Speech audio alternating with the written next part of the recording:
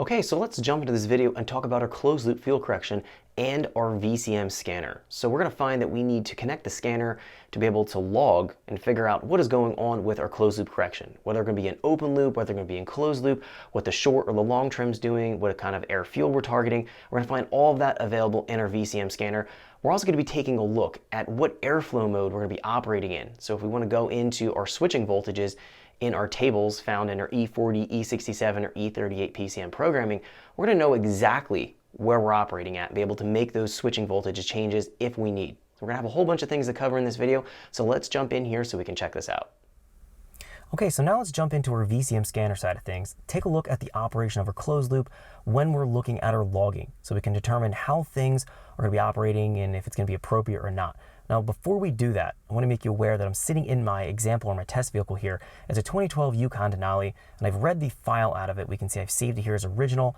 It's going to be important that we understand that I'm using this vehicle for my testing. So we were just taking a look at the Camaro and the CTSV file. We're going to find that this is an E38 ECM. However, it is going to be a little bit different. It's going to be a truck compared to a car. So some of the programming languages here is a little bit different. However, if we jump in here to engine, we move in here to fuel into oxygen sensors. You're going to find the layout here is pretty much exactly what we just looked at. If we pop into a table here like our ECT versus startup ECT, some of the values in the table here are just slightly different compared to the other files we're looking at. But the operation and the functionality is going to be the same, whether it's going to be a truck or whether it's going to be a car in this Gen 4 family. So let's jump in here to our VCM scanner.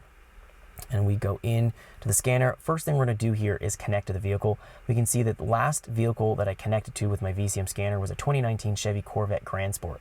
We don't have that here. We have a 2012 Yukon Denali. So we'll go up here to connect the vehicle. That's going to be generating all of our PID or our channels that are going to be available for this car.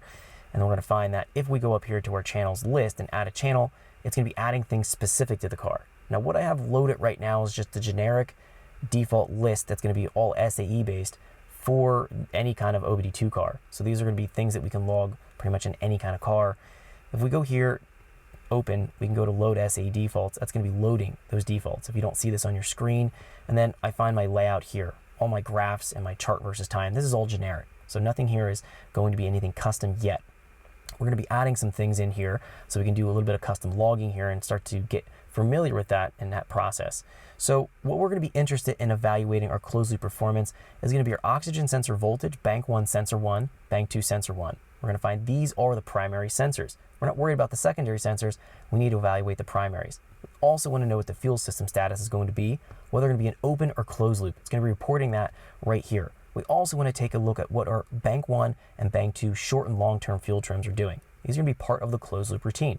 Now, in addition to this, I have on this particular vehicle a cold air intake, long tube headers,